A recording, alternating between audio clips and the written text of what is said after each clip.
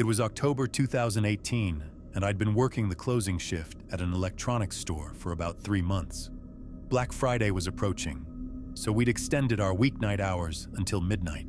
By 10 p.m., the store was usually dead, just me restocking inventory and my manager doing paperwork in the back office. That night started normal enough. I was in the warehouse section, moving tablets from overstock to the sales floor. The warehouse connected directly to our main storage room through a narrow hallway lined with security equipment displays. Around 10:30, I noticed one of the demo phones kept lighting up on its own. Weird, but these display models glitch sometimes. I reset it and kept working. 20 minutes later, I heard footsteps in the storage room, heavy, deliberate steps on the concrete floor. I called out for my manager, "Ashley?" but got no response. I figured she was grabbing something for her office. When I wheeled my cart toward the storage room, I saw him. A guy in dark clothes and a baseball cap was crouched behind our TV boxes, holding what looked like a small device. He was scanning barcodes with a handheld scanner, the expensive kind we used for inventory, not something a regular customer would have. My heart stopped. He looked up, saw me, and just smiled. Not panicked, not surprised, like he'd been waiting. I backed away slowly, trying not to make noise with the cartwheels. The moment I reached the main floor, I practically sprinted to Ashley's office. "There's someone in storage," I whispered. "He doesn't work here." Ashley grabbed her radio and called our security company while we locked her office door. Through the small window, we watched the storage room entrance. Nothing. When the security guard arrived 15 minutes later, the storage room was empty. But the back loading dock, which should have been locked, was propped open with a small wedge. The security cameras showed me entering and leaving storage, but the angle didn't cover the area where I'd seen him. However, the timestamp revealed something chilling. I'd been in that warehouse for over an hour. Those 20 minutes had somehow stretched much longer than I'd realized. We checked inventory the next morning. Nothing was stolen, but dozens of high-end items had been rescanned in our system. Someone had been cataloging our most valuable merchandise. I still wonder what would have happened if I'd confronted him directly instead of backing away. Sometimes I catch myself checking those demo phones, making sure they're really just glitching, because that smile still haunts me. Like he knew exactly what he was doing, and I'd just walked into the middle of it.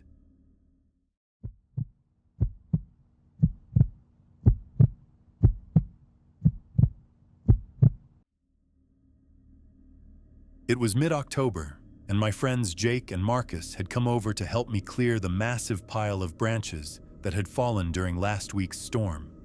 My parents' property backed up to a small patch of woods, and our nearest neighbor was at least 100 yards away through the trees, perfect for 3 13-year-olds to be as loud as we wanted. We'd been working for about an hour when Jake pointed toward the tree line. "Dude, is that guy watching us?" I looked up and saw a figure standing perfectly still between 2 oak trees, maybe 50 feet away. Middle-aged guy in a dark jacket, just staring. When he realized we'd spotted him, he raised his hand in an awkward wave and disappeared back into the woods. "Probably just some hiker," I said, but something about it felt weird. The next weekend, he was there again. Same spot, same staring. This time when we looked over, he didn't wave. He just stood there for another minute before melting back into the trees. My skin crawled, but I didn't want to seem paranoid in front of my friends. The third time, he was closer, maybe 30 feet from our back fence, pretending to examine a tree trunk while clearly watching us shoot basketball. When my mom came outside with snacks, he vanished immediately. That's when I told her about the man in the woods. She frowned and said she'd mention it to Dad, but nothing came of it. "Probably just someone who walks those trails," she said. "People cut through all the time." But the next Friday changed everything. I was alone in the backyard, practicing free throws as the sun went down. The motion sensor light had just kicked on, when I heard footsteps crunching through the leaves behind me. I turned around, expecting to see Dad coming home from work. Instead, it was him. The man from the woods, standing right at our back fence, gripping the chain link with both hands. "You're really good at that," he said, his voice carrying that forced friendliness that makes your stomach drop. "I've been watching you practice. You're getting better every week." My mouth went dry. He'd been watching me, for weeks, when I was alone.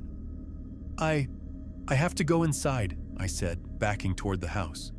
"Wait," he called out, and I heard the fence rattle as he shook it. "I live just through those trees. Maybe I could teach you some moves sometime. I used to play in high school." I ran, straight through the back door, slamming it behind me, my heart pounding so hard I could barely breathe. When I told my parents, Dad immediately called the police. The officer who responded was kind, but explained that technically, the man hadn't done anything illegal. The woods behind our house were public trails, and he hadn't actually stepped onto our property. But he took down all the information and said he'd have patrol cars drive by more often. 3 days later, I was getting ready for bed when I heard a soft tapping at my bedroom window. My room was on the second floor. I crept over and carefully pulled back the curtain. There he was, balanced precariously on our back deck's roof, his face pressed against the glass. When he saw me, he smiled and mouthed the words, "Let me in." I've never screamed so loud in my life. Dad called 911 while Mom stood guard in my room with a baseball bat. By the time the police arrived, the man was gone, but they found muddy footprints on our deck furniture where he'd climbed up. This time, they took it seriously. Turned out he'd been arrested twice before for similar behavior in other neighborhoods. The restraining order went through within a week. We never saw him again after that.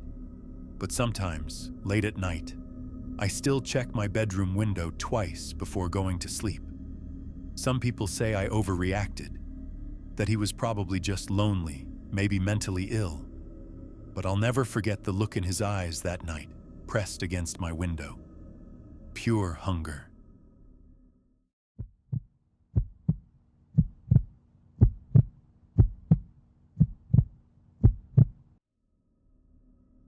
Last November, my girlfriend Emma and I were driving back from visiting her parents upstate when we got stuck in traffic from a highway closure.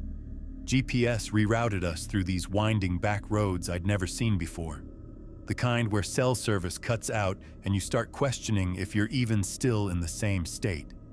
That's when we spotted an old dairy farm with a hand-painted sign that read, "Fresh eggs, $3 per dozen."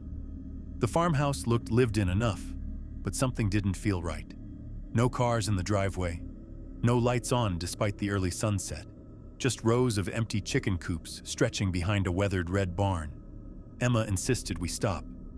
She'd been talking about wanting farm-fresh eggs for weeks, and the detour had already added an hour to our drive.